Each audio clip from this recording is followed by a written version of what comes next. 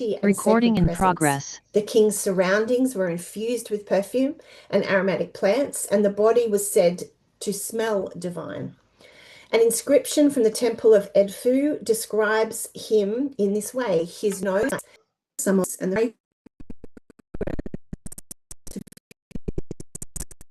clothes is identical with that of the perfume workshop. Temples were similarly scented through incense, sacred oils, fragrant offerings of flowers, herbs, and plants, and supplemented by aromatic foods and wine. Inscriptions describe incense as pleasing to the gods, as seen in the temple of Hathor, which declares of Amun-Re, may you smell it so that your car will be pleased. Even divine birth chambers were highly fragrant spaces, reinforcing sacred space and the associating royal lineage with divinity. While the pervasive role of smell in ancient Egypt has only been briefly addressed here, we turn now to the ancient Near East culture of the Ugarit, where the sense of smell, though less explicitly developed, also played a meaningful role. In Ugarit, deities were highly anthropomorphic and described with noses, although no verbs relating to smell survive. Ritual texts reference aromatic offerings such as oil, honey, incense, and roasted meat. And in the Akkad legend, incense rises from the earth as smoke to the heavens, implying sensory perception. In the Baal cycle, the goddess Anatu is prepared with fragrant herbs and spices, reinforcing the connection between scent and divine presence. Despite the rarity of explicit smelling verbs, Ugarit texts confirm frequent mention of fragrant offerings and the depiction of deities with sensory features such as noses that suggest that smell is integral to divine experience and interaction. Having now established the role of smell across ancient Near Eastern cultures, we turn to the final section of this chapter, to its portrayal in the Hebrew Bible. This will lay the foundation for the focused exploration of God's sense of smell in section 2. In the modern context, the nose is closely associated with the sense of smell, yet the Hebrew Bible explicitly links the two only twice, and in relation to the idols in Psalm 115, verse 6, stating that they have noses but do not smell. However, the sense of smell can still be found in a range of texts. Beyond God's sense of smell and the many aromatic elements of the sacrificial system, both explored in depth in chapters 5 and 6 respectively, smell appears in 3 additional contexts. The first, already examined earlier in the sensory-rich Genesis 27 narrative, need not be repeated here. The second context is metaphorical. In Exodus 5:21, the Israelite foreman criticizes Moses and Aaron, saying, "You have brought us into bad odor with Pharaoh," using smell to convey disapproval and political danger. By contrast, in Isaiah 11, verse 3, it presents a more positive metaphor, where some scholars interpret the future Messiah as having the sense of smell to judge humanity. While modern translations render Vaharahov as "and his delight," early rabbinic interpreters, Calvin, and modern scholars such as Ritchie maintain a more literal and smell-specific metaphorical translation. Calvin writes, "We ought to attend, first of all, to the metaphor in the verb smell, which means that Christ will be so shrewd that he will not need to learn from what he hears or from what he sees, for by smelling alone he will perceive what would otherwise be unknown." Fragrant imagery also appears in poetic and royal contexts, rich with divine imagery. Psalm 45, verse 9, describes the divine groom's garments as infused with myrrh, aloes, and cassia, marking him with both royal status and divinity. Similarly, the Song of Songs is highly fragrant, using scent to evoke intimacy and longing.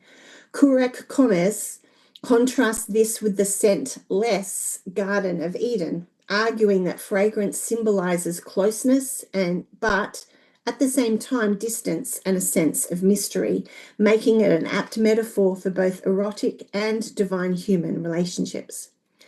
The third context involves interpretation. In Genesis 4, 3-5, God favors Abel's offering over Cain's. Levin suggests an olfactory explanation, that the smell of the burning fat portions in verse 4 was preferred over the smell of the offering of the fruit in verse 3. Discussing this view, Avrahami notes that even if there was a good reason for preferring the meat, such as rarity or symbolism, we cannot easily dismiss Levin's argument. The smell that arose from the meat offering is 10 times more pungent, though whether it was more pleasant, we cannot say, than the smell of the semolina cake. Though brief, this survey has demonstrated that the sense of smell appears across narrative, ritual, and poetic genres. Far from marginal, olfaction is weaved through depictions of the human relationships, royal status, and imagery, and divine engagement. At the beginning of this chapter, I used the image of stepping stones, which you didn't hear or read, to describe how this part of my thesis would move towards an understanding of the senses in ancient contexts, while necessarily stepping over large areas of detail. Even so, this chapter has laid enough groundwork to clarify how the category of the senses has developed historically and how that development shapes how we interpret ancient texts and cultures. Two key foundational concepts have emerged. First, the hierarchy of the senses has shifted significantly over time from privileging of sight in Greek philosophy to the elevation of both hearing and smell in rabbinic Judaism, to the suspicion of all senses in medieval Christianity, and finally to the modern sensory turn that reevaluates historically marginalized senses like smell. This thesis aligns with that trajectory, offering a culturally specific study of smell in an ancient context. Second, the number of senses is not fixed. While the Western pentasensory model remains dominant, alternative models such as Avrahami's septa sensory model highlight the variability and fluidity of sensory classification. For the purposes of this thesis, the traditional pentasensory model remains sufficient and appropriate framework, particularly as smell is consistently recognized within it. These foundations are essential when examining ancient perceptions of the senses and smell in particular. This chapter has demonstrated that the senses are not biologically fixed or universally ranked, and any assumption that smell is inherently lower as a sense reflects a modern cultural bias. In contrast, ancient Near Eastern texts suggest that the senses and smell in particular were far from primitive or marginal. Within Mesopotamia, Ugarit, and Egyptian cultures, the senses permeated both sacred and secular life. Sight was associated with divine presence and political power, and hearing with obedience, wisdom, and ritual performance. Touch and taste were present in food preparation and embodied ritual acts, and smell, meanwhile, was deeply embedded in daily experience and religious life, particularly in its capacity to define sacred space, invite divine attention, and enrich multisensory worship environments. These insights provide an important comparative lens for interpreting smell in ancient Israel. The role of scent in delineating sacred space and preparing environments for divine human interaction as part of the ritual system in other ancient Near Eastern cultures foreshadows similar dynamics in the Hebrew Bible. The use of incense, fragrant offerings, and other aromatic elements in Israel's smell worship reflects a broader cultural framework in which smell functioned as a key ritual and theological element. This comparative context supports the broader argument of this thesis that portraying God as one who smells is rooted in ancient cultural patterns and plays a meaningful role in Israel's ritual and theological imagination.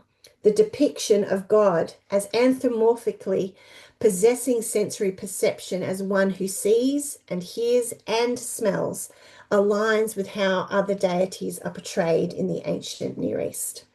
I might leave it there, Con, as I've run out of time. So thanks so much, Ed. It's such a fascinating area of research, and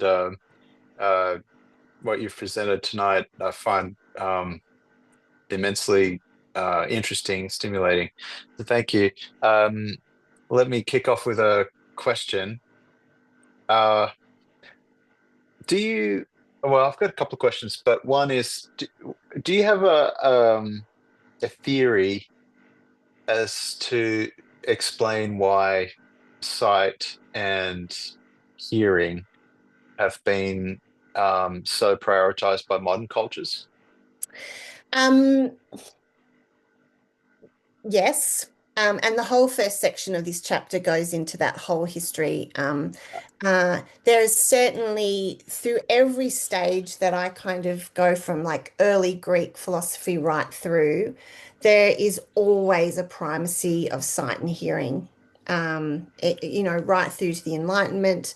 Mm, Um, there is the only time something else kind of comes to the fore is in some rabbinic understanding that smell.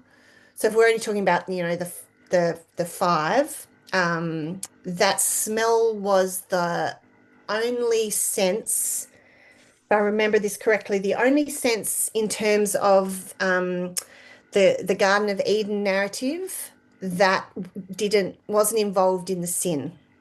So the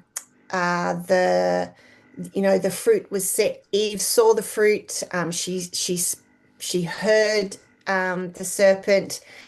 Tasted by eating, or every other sense is used as part of the act of sin, except the sense of smell. So that's probably the only time that sight and hearing are not held in that highest regard. okay. I mean, there's a connection between taste and smell, obviously. So I Yeah. don't know how much I buy that argument. But Yes. uh, but I also wondered whether it's about the communicative explicitness, like sight and hearing. You can communicate very explicitly with Yeah. concepts and ideas and Yeah. facial expressions and colors. Yeah. And smell, it can communicate something very strongly, but not something very explicitly, it seems to me. Yeah, and I think that's why that just so consistently throughout every stage of history and development, there's always been the primacy of both. Hmm. Okay, thanks. All right. Anyone else got questions or comments for Edwina? Go for it, Doru. Thanks, Con. Greetings, Ed. Awesome stuff. Hello. Uh, have a question. Do you take in consideration the significance of your research for, say, more recent developments in terms of disability theology? Because this is one of the things that actually pops up again and again in that literature. The fact that we should perhaps put behind the intellectualist narrative inherited from classical antiquity, Greek antiquity especially, by the modern world, a narrative that actually leaves out uh, large corners of humanity that doesn't is not those parts of humanity that aren't equipped for, let's say, an intellectual assimilation of the gospel message, for example, Yeah, whatever the Torah, and so on and yeah, so forth. Yeah, so I think this is something that fuels disability theology with great ammunition. Uh, that's one question. The other thing that I'd like to point out is the fact that perhaps I don't know if you take this in consideration. Obviously, you are interested in the Western history of things and so on. Uh, but Oriental and Eastern Christian liturgical traditions, Christian traditions, still embody the whole experience in what they call the liturgy, where all the senses are front piece. yeah.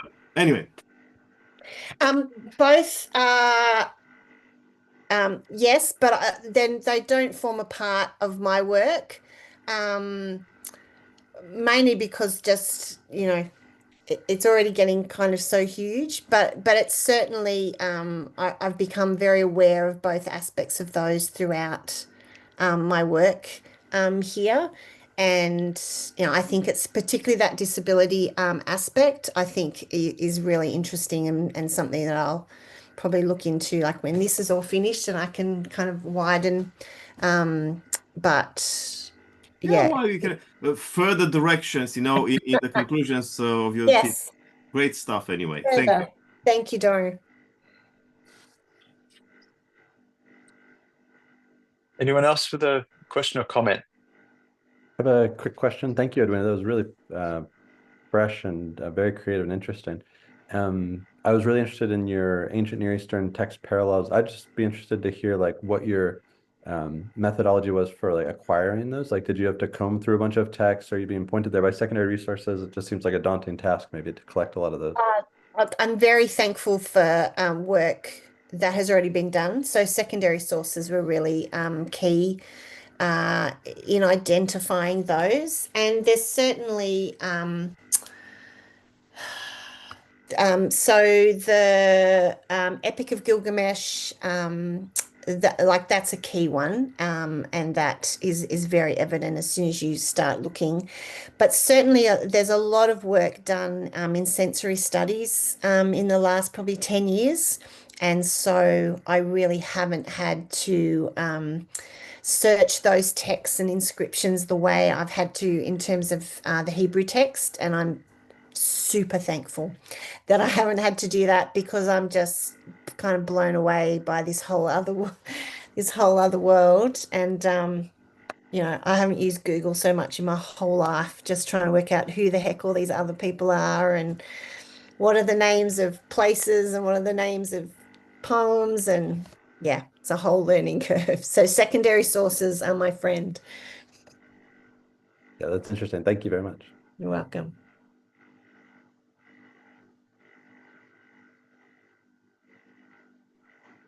Anybody else? Okay. All right. Well, thanks so much, Ed. And I believe you're drawing near to the conclusion of your thesis. Is that right? I'm trying to, hoping. Yeah. Great. Well, that's very exciting. And so we wish you well in the final stages. All right, folks, we might take a 5-minute break and reconvene at 10 past the hour to hear the paper from Father Yehnis. We'll see you in 5 minutes. Thanks.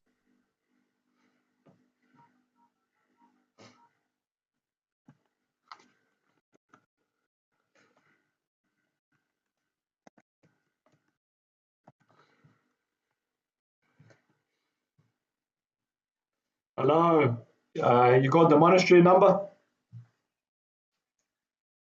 Oh, thank you. Yeah, sure. What's his name?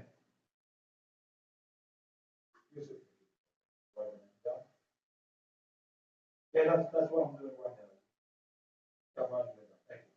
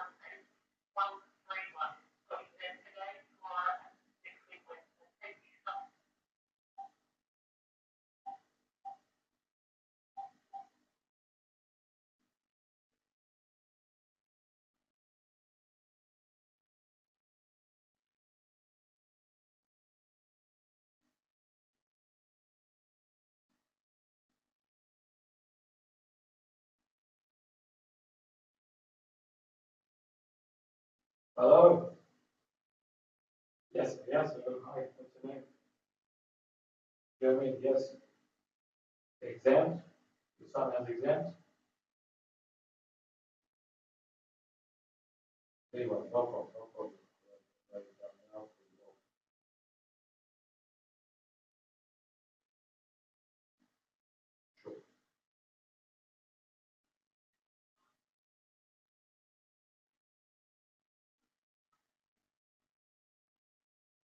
But then this is a bit early. You mean like a trial exam? What would you like? Yeah. Yeah. Yeah. Yeah. Yeah. Sure. No problem. Thank you. Thank you. Thank you.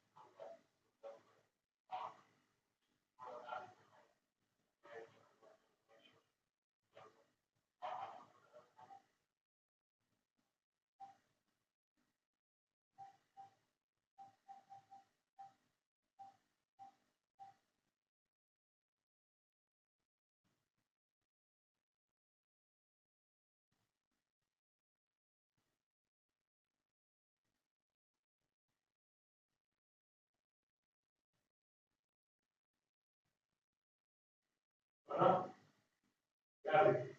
Well, you got the next year when you got the coming on up. Okay, I'm gonna do. I was gonna say it's up to 15. After we still running the count up to 15. Right, the number up to 15. Saturday?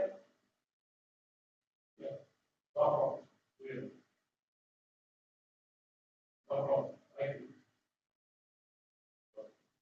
How did that be?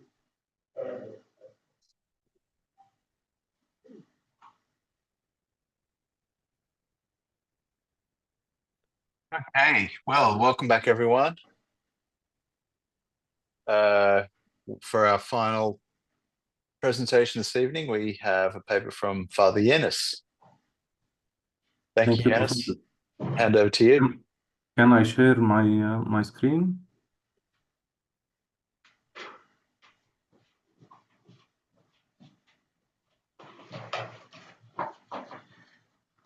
Is it shared now?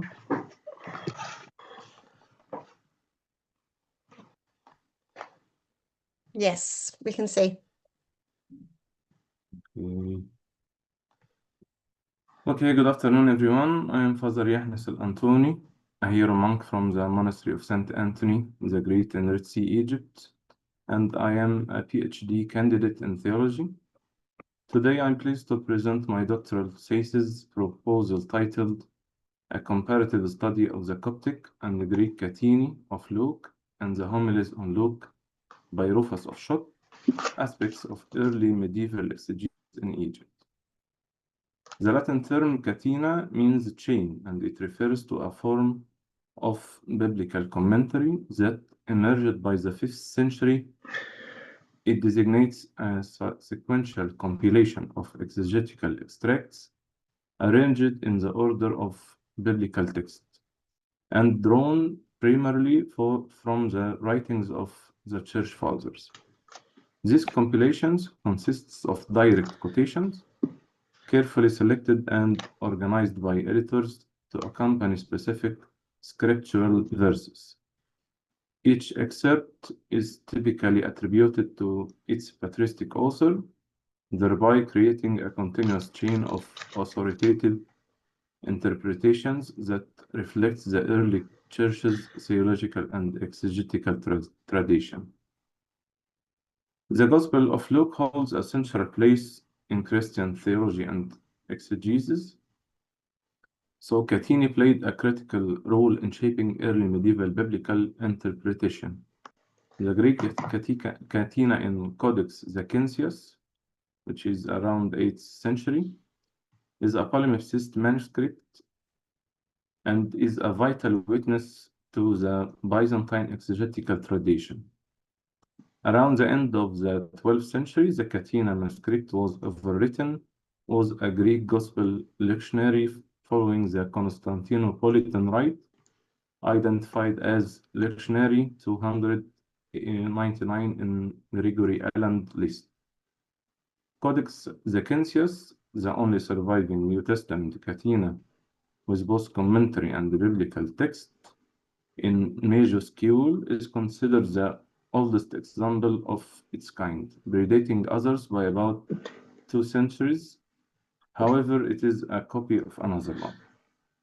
The Coptic catena on the Gospel of Luke, which was around 6th to 8th century, as preserved in Cateni in Evangelica Egyptique, provides distinctive perspectives deeply embedded in the theological tradition of Egypt. So, my research focus engaged 3 intersecting fields: New Testament textual criticism, patristics, and manuscript studies. It examines the exegetical tradition of the Gospel of Luke through the lens of 2 cateni, one Greek and one Coptic, as well as the homilies on Luke by Rufus of Shod. These 3 corpora represent unique but interconnected streams of early medieval Egyptian exegesis. So I explore how these cateni and homilies reflect theological, linguistic, and exegetical trends in Christian Egypt at the end of late antiquity and the early Middle Ages. The core questions that guide my research are the following. Are the selected biblical commentaries on each verse identical? And do they draw upon the same church fathers or different ones? Were the cateni composed in the location where the manuscripts were discovered or copied from texts originating elsewhere? Do the Coptic and the Greek cateni follow the same interpretive methods and quotation selection criteria? Do both cateni serve the same purpose within their respective theological traditions? Is the introduction to the Greek catena an original authorial preface, or was it added later by a scribe?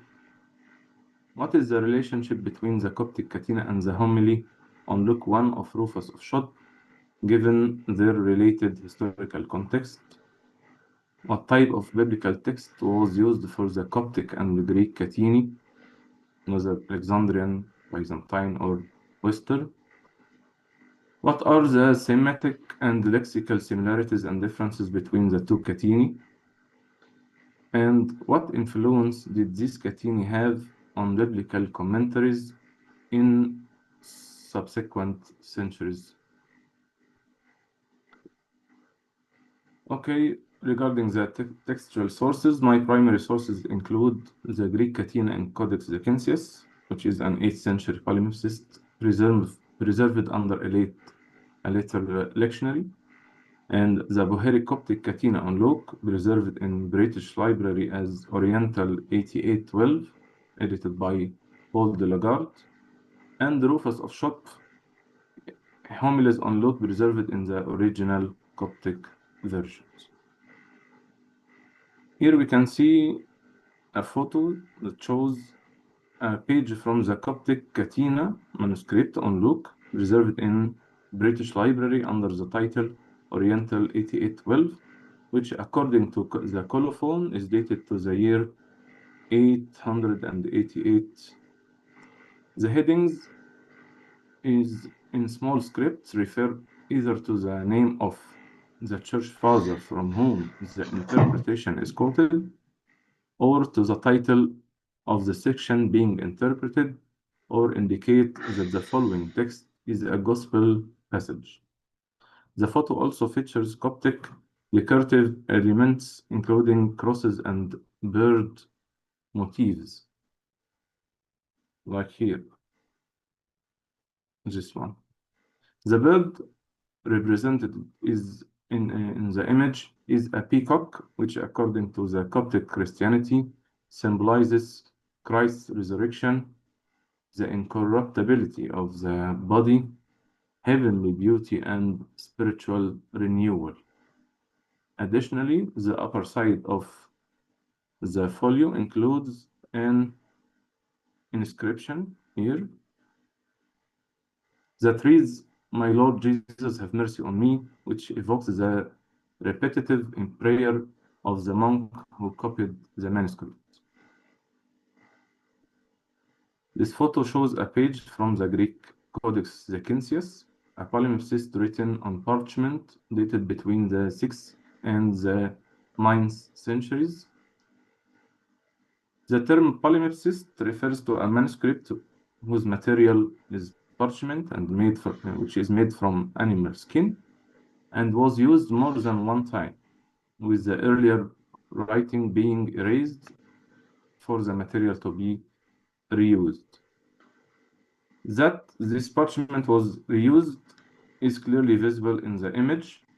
The dark font here is the original text, written in uncial or capital letters only. It contains in the central half here, in the central left area, verses from the Gospel of Luke, surrounded at the top, right, and bottom by excerpted patristic comments on those verses. The faint writings visible under the effect of the scanning process is the newer text. This one longitudinal. It consists of a 12th century liturgical text. This is Rufus of Shod. He was a 6th century bilingual bishop in Upper Egypt. He authored extensive homilies on Matthew and Luke. Rufus combined Alexandrian allegorical exegesis, influenced by Philo and Origen, with Greek rhetorical techniques such as antithesis.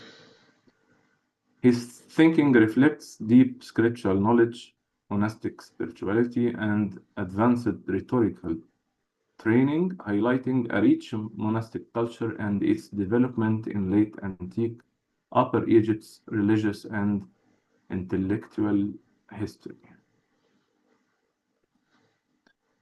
So, regarding original contribution, the thesis will provide the first critical edition of the Library Oriental Manuscript 8812, published by Paul de Lagarde, which is a Bohairic manuscript kept by the British Library.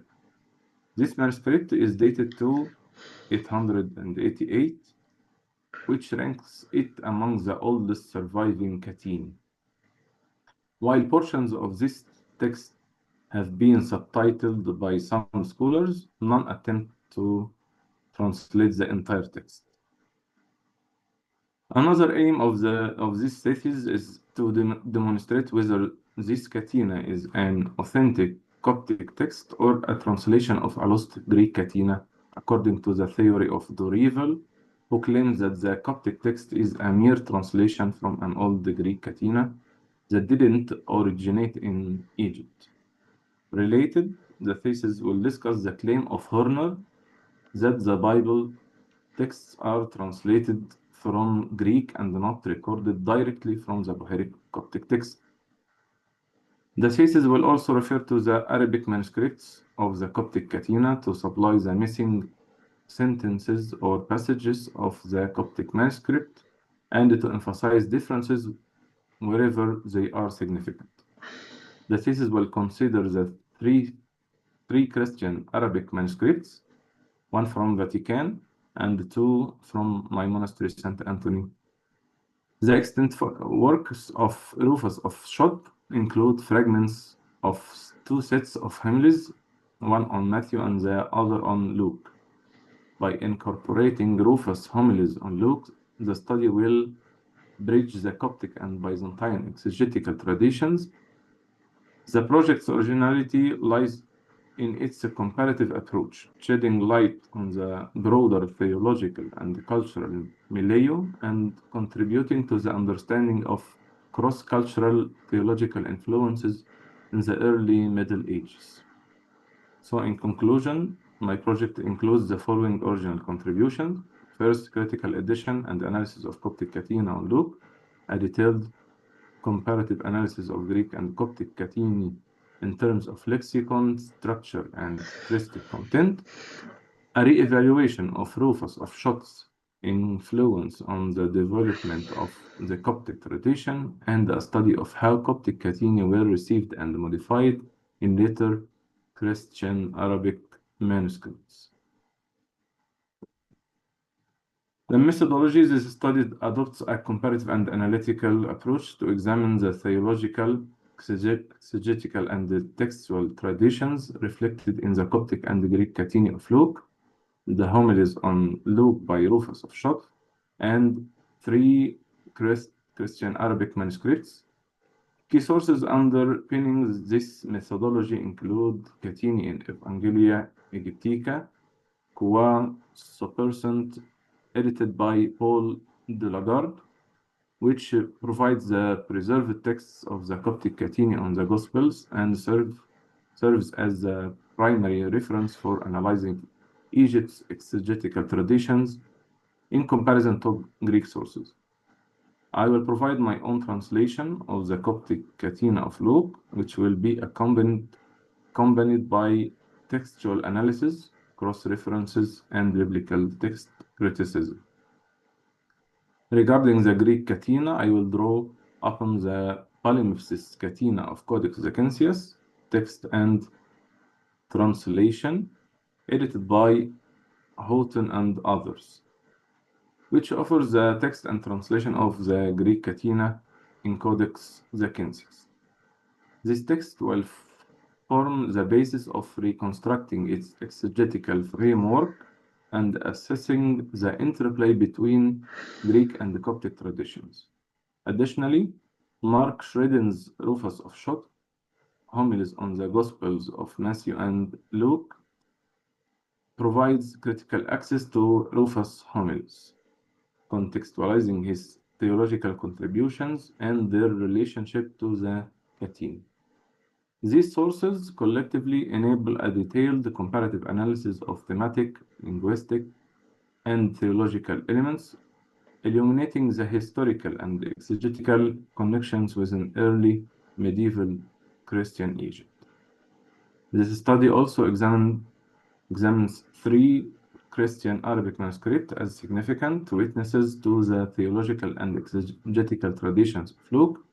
These manuscripts serve as potential indicators of influence from the Coptic cantena tradition. By analyzing the textual and thematic elements within these Arabic texts, I aim to identify parallels or divergence from the Coptic source, exploring how exegetical traditions were transmitted, adapted, or transformed across linguistic and cultural boundaries in early medieval Christian Egypt. So the study employs a multidisciplinary methodology, including historical contextualization of cantena production, textual and lexical comparison of the Greek and the Coptic layers, source criticism for tracing patristic material, and I will also examine the 3 Christian Arabic manuscripts. Okay, regarding the outline, Chapter 1 will be an introduction, an overview of research aims, significances, and objectives, articulation of research questions, survey of previous studies on the Coptic cantena, Codex Zacchaeus, and Rufus of Schott, to identify gaps in the existing scholarship and situate the study within the wider context of early medieval studies, and outline of the methodological framework. Chapter 2 will be historical and contextual background, development of early Christian exegesis, the origins and development of catene as exegetical tools, historical context of Codex Zachensius and its Greek catena, an overview of the Coptic catena tradition and Rufus of Schopf's contributions. Then textual analysis, the Coptic catena of Luke, the structure, content, and interpretive approaches, the Greek catena of Luke in Codex Zachensius, its textual variants, sources, and interpretive strategies, and commentaries of Luke of Rufus on Luke, exegetical contributions. Then a comparative analysis chapter, textual comparison of the Coptic and the Greek catene, examination of interpretive methods and theological themes, evaluation of relationship between the Coptic catena and Rufus of Schopf. Chapter 5 will be impact and legacy, tracing the influence of the Coptic and the Greek catene on later Christian biblical commentaries. 3 Arabic manuscripts as witnesses of the influence of Coptic catena, and assessment of their theological and cultural legacy. Finally, the conclusion with summary of findings, reflection on the study's contribution to the field, and recommendations for future research. All going well, this thesis will contribute to our understanding of exegetical influences across Greek, Coptic, and Arabic Christian traditions. It will provide new insights into how early Egyptian Christianity preserved and transformed biblical commentary. I hope that it will amount both to a philological contribution and a window into the dynamics of the theological transmission in early medieval Egypt.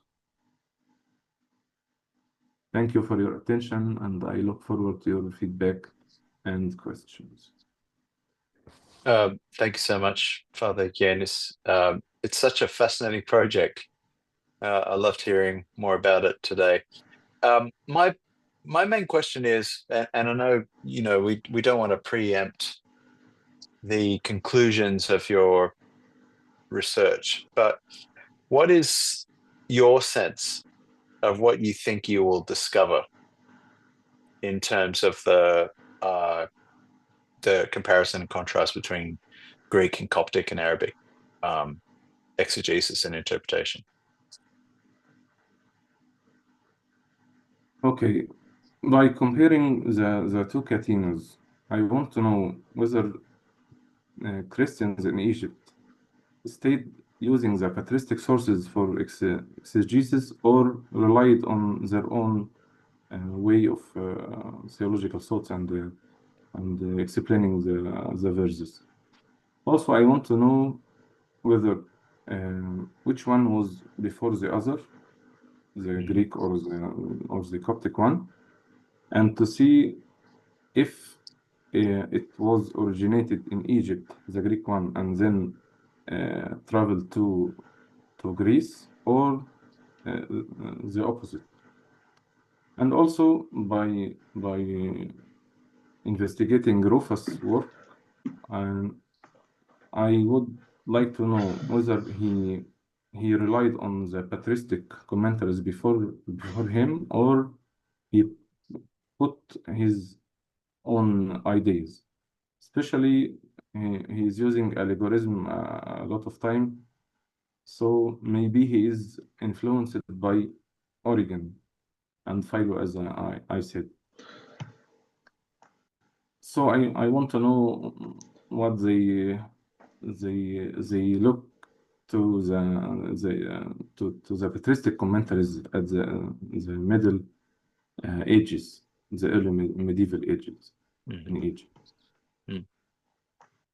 Yeah, thank you. And so do you?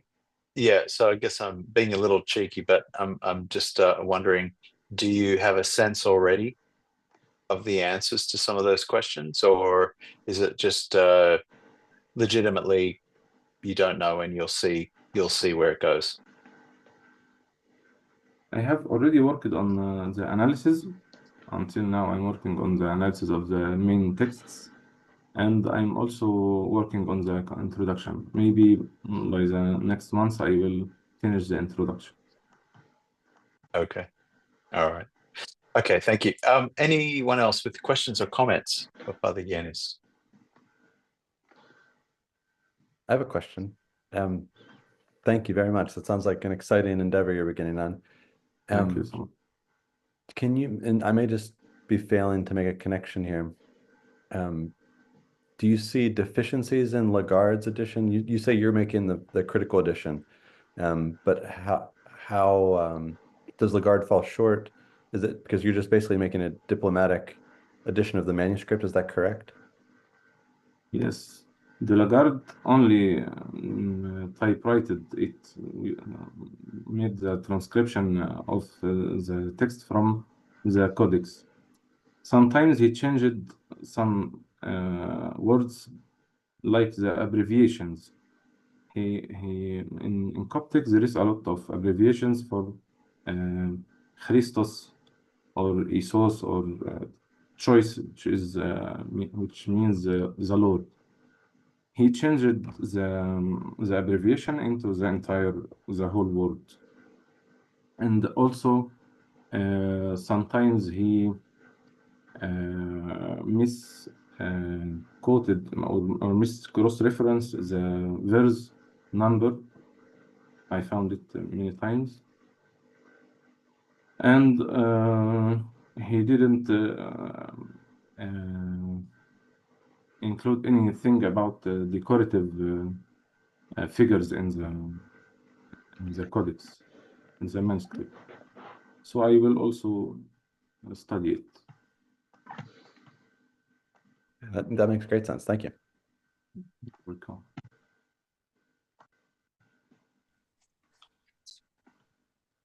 Any other questions or comments? Yeah, yes, I just wanted to tag along to Professor Constantine, because I think he was asking you, Father, at this stage right now, do you have an opinion about what you will find, what you already about chapter 4, like the comparison between the Coptic and Greek cantena? Like right now, you already Yes, have an opinion about the differences sorry, between about the differences between the two. Okay, I misunderstood the question. I'm sorry. Okay, yes, I found a lot of differences between the two catenas. The Greek catena takes the quotation literally, but the Coptic one sometimes summarized the quotation or paraphrasing it for the purpose of the author. I believe he dedicated it to his monastery, so he was addressing his monks in the monastery. So he sometimes the Coptic catena changes some words, like when Cyril used to speak to people, to Christians generally, the Coptic author changed the word Christians or people into monks. So this is significant. Also, I found some differences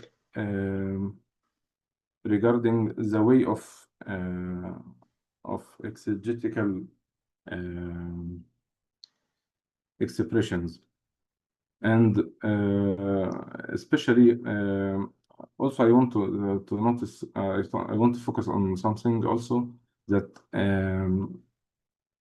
the Coptic text attributed many excerpts from Eusebius of Caesarea, but actually when I searched on the source, I found it was from Origen and not from Eusebius of Caesarea. So I will search why did the author change the attribution or misattributed it to Eusebius of Caesarea. Maybe because Origenus was thought as a heretic after the 6th century. maybe he didn't want to put his name, but he wanted to use the source or the text. Just And quickly, I'm and if I can ask quickly, like, and how would you know? Because do you have an opinion about which one came first, between the Greek or the Coptic? And how would you know which one came first? okay, they are different, not related to each other. One of them is Greek, and the Greek one is literal. Take from the citations and put it the same, but the Coptic, as I said, summarize or paraphrase, so they don't have the same source. But I want to know whether the Greek one was composed in a non-Chalcedonian region or Chalcedonian one, because many times in the Greek cantena, he mentioned Severus of Antioch, which is a heretic in the Chalcedonian idea or dogma, but he mentioned his name and addressing him 8 times as saint.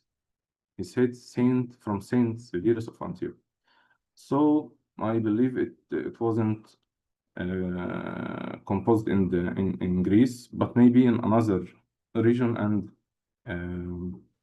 transmitted into the place, or someone brought it to Greece, or to the island of Zakynthos. That's what I found until now. Yeah, but very quick. So how would you know which one came first? Like the time period. What would you use to know the date? I'm working on it until now. Perhaps I will find which one was the first. All right. Thank you, Father John. Any other questions, comments? Doru. Yeah. Good to see you again, Father Yehnis. Hello, Father. Yeah, this is great, and I think if I heard Con with clarity, I think he would envisage a question along the lines of, at least that's my reading, the ecumenical dimension of your research, because this is tremendously important if you can establish not only differences but also some kind of commonality, some shared ground, at least as a literary genre. Obviously, it's there, you know. So whether it's in Greek or Coptic, the genre is the same, yeah. Biblical passages and their patristic, let's say, engagement. But it'll be awesome to be able to establish whether exchanges, theological, cultural, continued long after the great schism in the middle of the 5th century. That would be something that might prove that regardless of the animosity, the conflict narrative that dominated later centuries, still some exchanges existed. But now, listening to you, you said, well, there are clear references in Zakynthos to Saint Severus, which actually raises questions as to the appropriateness of calling Zakynthos a Byzantine manuscript. Yes. Is it Byzantine? So this is perhaps another question. Is it a Byzantine manuscript, as in Chalcedonian, or coming from some Greek center that was non-Chalcedonian? Yes, Father. It was found in this island in Yes, Greece. Zakynthos. Yeah, I got you. Okay. But I believe it was composed in another place, maybe in Palestine or Antioch.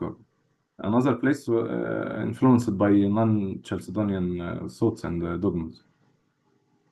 I believe so, because also I didn't find any reference or any point to the two natures or the two intentions in Christ. So until now, I see they have the same theological terms, the same Christology, the same Trinitarian theology, the same Mariology until now. This is unbelievable. Yeah, this is great. I mean, yeah, so you have this Greek medieval, whatever, early medieval manuscript, but it's kept in an island supposedly under the Byzantine influence, ecclesiastically and so on, but professing non-Chalcedonian Christology. It's amazing. Some scholars think that it has been erased and another lectionary is written because they thought it was heretical. Okay, it makes sense. Especially in Greece. Thank you, Father. All right. Any final questions or comments for Father Yehnis? All right. Well, thank you so much for a wonderful and fascinating paper. Your project, I think, is very stimulating. We look forward to hearing back from you over the coming semesters as your work progresses. Yeah. Thanks, everyone, for joining us for our research seminar this evening. Our next seminar is on August the 12th. So I look forward to seeing you then. And until then, hope you remain well and survive the winter. And may God bless your research and your work. In Egypt, it's summer, by the way, now. In Egypt, it's summer now. Okay, well, may you survive your Egypt summer, or wherever you may be. I guess you've got summer as well, Brent, don't you? So, yeah. But anyway, August 12th, we'll see you then. Bye, everyone. Thank you. Bye-bye. Thank you so much.